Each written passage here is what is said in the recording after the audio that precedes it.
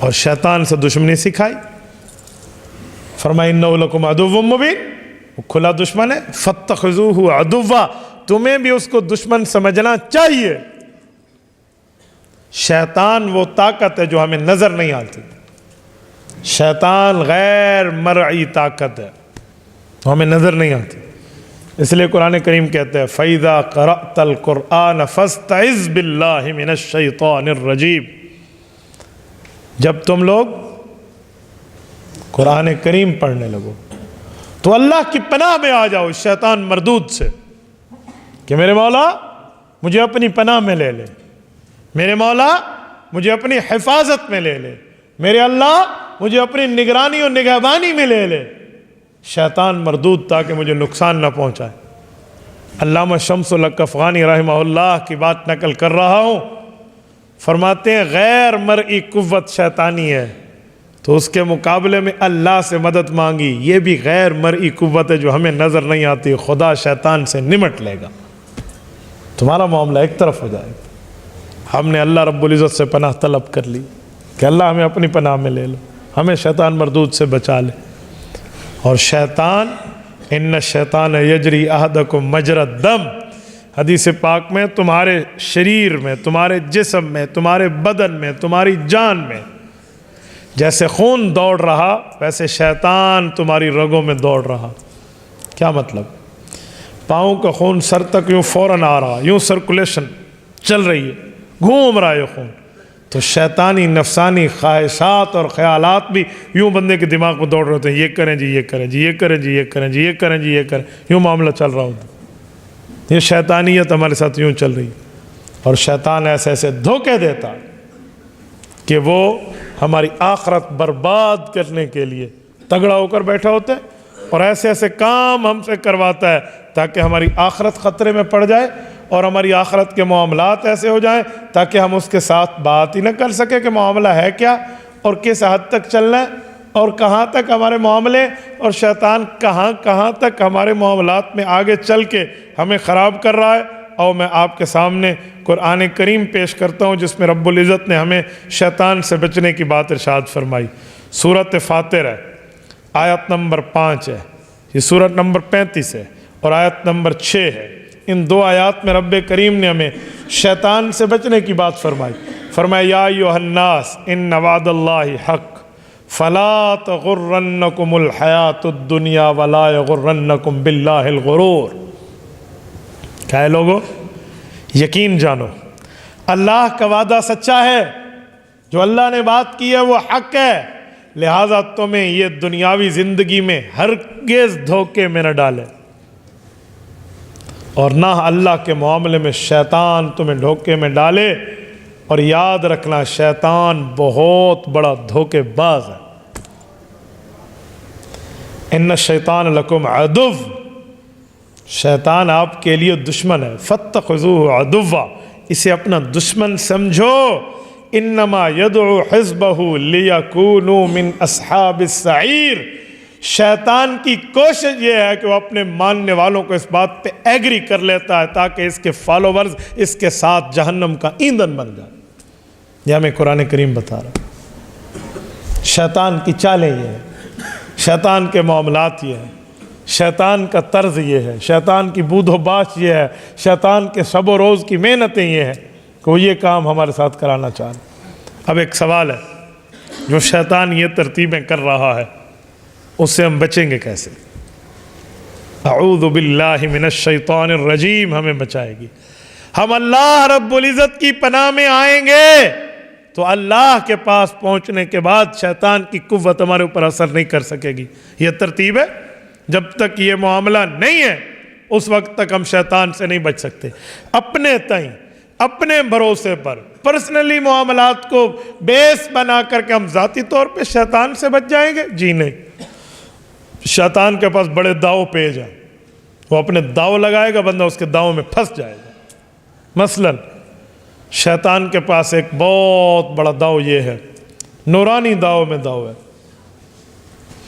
وہ بندے کو توبہ پہلے تو کرنے نہیں دے گا، پہلے گناہ کرائے گا۔ جب بندہ گناہ کر لے گا توبہ کا خیال دل میں لانے نہیں دے گا، خیال آئے گا تو بندے کو کہے گا جھٹک دے، کیا توبہ؟ کیوں؟ تجھے تو عادت تو پڑ گئی ہے اس گناہ کی، گناہ تو نے کرنا ہے، تو توبہ کا فائدہ کیوں گناہ توبہ کر رہا ہے؟ گناہ کی تجھے عادت ہے اور وہ عادت تو نے پورا کرنی ہے۔ مثلا ایک بندے کو بد نظری ہے، عادت پڑ گئی جی میں غلط نظر میں دیکھوں گا، میں نے آنکھ کے چسکے لینے ہیں، وہ ادھر ادھر میں آنکھیں تاڑنے تڑانے کے معاملات پیش نظر ہے، تو یہ بندہ توبہ کرنا چاہے گا، شیطان کہے گا کل تو پھر بد نظری کرے گا، اجی پھر ہی کروں گا، تو آج توبہ کا فائدہ یہ اس کا داؤ ہے، اس چکر میں نہ چلنا۔ کیوں؟ بھائی کل پھر گناہ کرنا ہے، تو اگر کل گناہ ہوگا تو کل پھر توبہ کر لیں گے۔ یہ جو چہرہ ہے ہمارا، ہم صبح گھر سے اٹھ کے بازار جاتے ہیں، گھر سے اٹھ کے اپنے دفتر جاتے ہیں، گھر سے اٹھ کے اپنے کام کاج کے لیے جاتے ہیں، تو چہرہ دھو کے جاتے ہیں۔ کیوں؟ ہم دانت دھو کر جاتے ہیں، کیوں؟ منہ دھو کر جاتے ہیں، کیوں؟ یہ تو دانت بھی میلے ہوں گے، چہرہ بھی میلا ہوگا، منہ بھی میلا ہوگا، مٹی تو پھر بھی پڑنی ہے، گرد و غبار پھر بھی آنا ہے، لہٰذا دھونے کی ضرورت۔ وہ کہیں گے آج دھو لو، جو پھر چہرے پر گرد و غبار آئے گا پھر دھو لیں گے۔ تو یہ آپ نے چہرے دھونے میں اپنا عقل استعمال کر لیا، تو اپنے نفس کو دھونے میں، اپنے دل کو دھونے میں، اپنے گناہوں کے معاملات دھونے میں آپ اس پہ عمل کیوں نہیں کرتے؟ آج کے گناہوں کی معافی مانگ لیں، اگر شیطان نے کل کرا دیا تو کل پھر معافی مانگ لیں گے، یہ کون سا مسئلہ ہے؟ شیطان کا پہلا داؤ یہ ہے، وہ توبہ کرنے نہیں دے گا، کہے گا پھر تو نے گناہ کرنا ہے۔ بھائی جو پھر کرنا ہے تو کیا ہوگا؟ مجھ سے ایک دوست آج جمعہ نماز کے بعد پوچھ رہے تھے، کہتے ہیں حضرت میں توبہ کر لیتا ہوں، لیکن میرے دل میں تو ہے نا کہ میں نے کل گناہ کرنا ہے، تو گناہ کے ارادے پہ توبہ کرنا جائز ہے؟ میں نے کہا جی دو باتیں ہیں۔ پہلی بات یہ ہے کہ اللہ رب العزت طرف سے بات طے ہے کہ جب نیکی کی نیت کرو گے نیکی لکھ لی جائے گی، گناہ کا ارادہ کرو گے گناہ لکھا نہیں جائے گا۔ اور تیرا تو گناہ کا ارادہ بھی نہیں ہے، تیرا تو گناہ کا خدشہ ہے کہ ہو سکتا ہے کل ہو جائے، تو خدشے کے اوپر ہو سکتا ہے نہ ہو، پھر آج تو توبہ کر، یہ بھی شیطانی چال ہے تیرے اوپر۔ کہتے ہیں ہاں بات تو آپ کی ٹھیک ہے۔ تو میں نے کہا ایک بات میں پھر سمجھاتا ہوں تمہیں کہ جی میرے دل میں ہے کل ایسے ہو جائے گا، تو فی الحال جتنا ٹائم ملا نا اس پر معافی مانگ لے، کل والا معاملہ اللہ کے حوالے کر دے۔ اچھا پھر شیطان ایک اور داؤ پیچ چلاتا ہے، وہ کیا ہے؟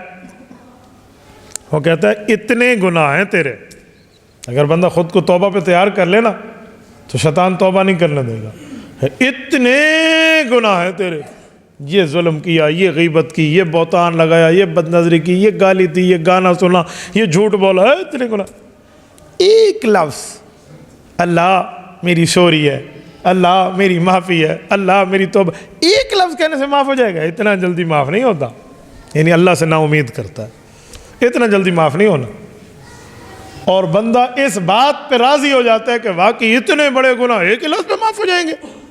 وہ ہم اپنے معاملات کو دیکھتے ہیں، جیسے کوئی بندہ کسی کی چوری کرے اور اس کو جا کے بتائے بھائی میں نے چوری کی مجھے معاف کر دے، پہلے تو اس نے پکڑ کے تھانے اس کو منہ دکھانا ہے نا وہاں پر، تو کہے گا بندہ معاف نہیں کرتا تو اللہ کیسے کرے گا؟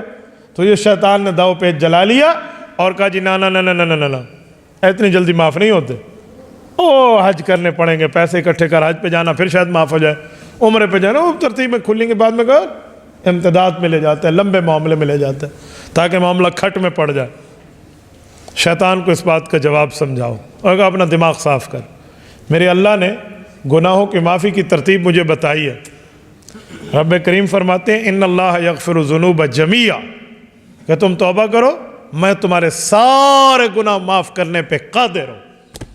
میرا اللہ تو کہہ رہا ہے، اور کتنے گناہ ہو جائیں گے؟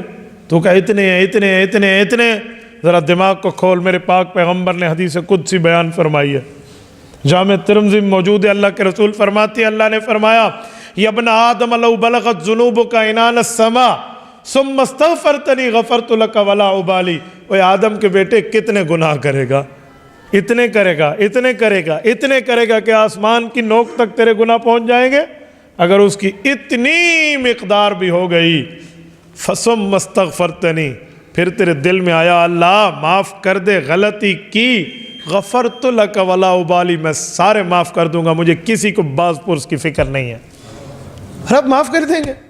تبارك الذي نزل الفرقان على عبده ليكون للعالمين نذيرا